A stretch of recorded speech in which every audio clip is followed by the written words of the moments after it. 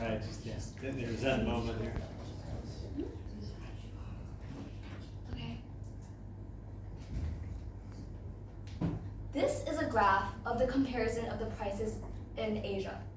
So our eyes are immediately drawn to the top bar, the bar that represents the stark reality faced by the residents in Hong Kong, the unaffordability of housing that leaves people in houses with conditions that look like this and this.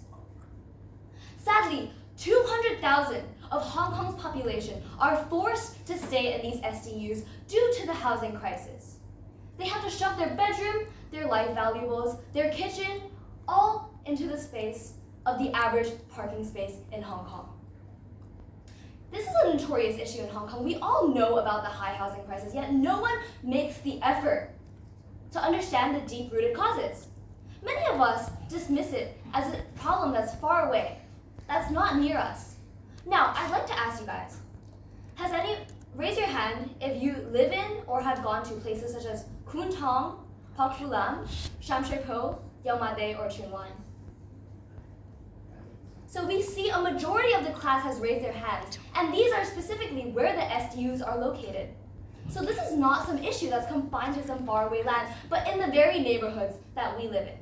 So today in my TED Talk, I will be talking about the deep-rooted causes, the impacts, as well as the solution.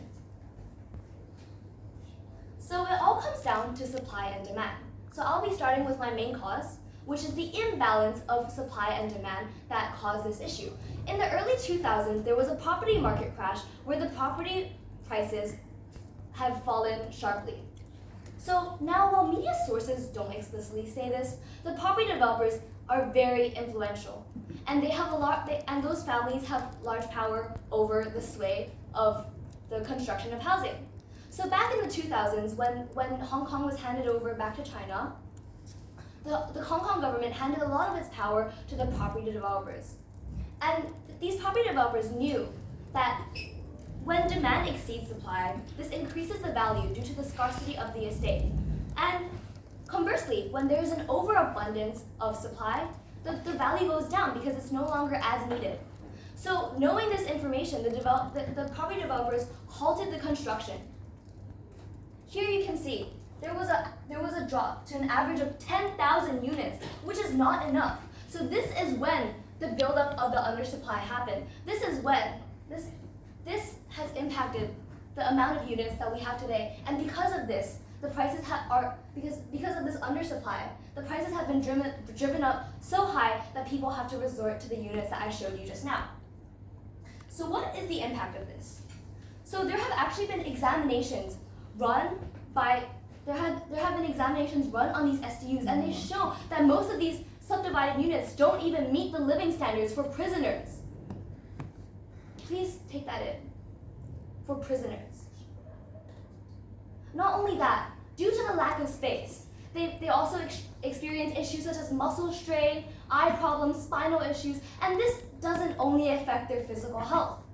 This also extends to their mental health. Over 75% of these residents face moderate to severe depression. So what is my solution for this? So my solution is to increase the supply. It sounds simple, but it works. When we have sufficient supply, when the supply fulfills the demand, that is when we reach an equilibrium. And when we reach this equilibrium, people don't have to resort to these SDUs. There is a myth that has been constantly reinforced by Hong Kong that we don't have enough land. However, Hong Kong has 7% of land reserved for residential use and over 2,000 vacant spaces that are also reserved for residential use. Somehow it is still vacant.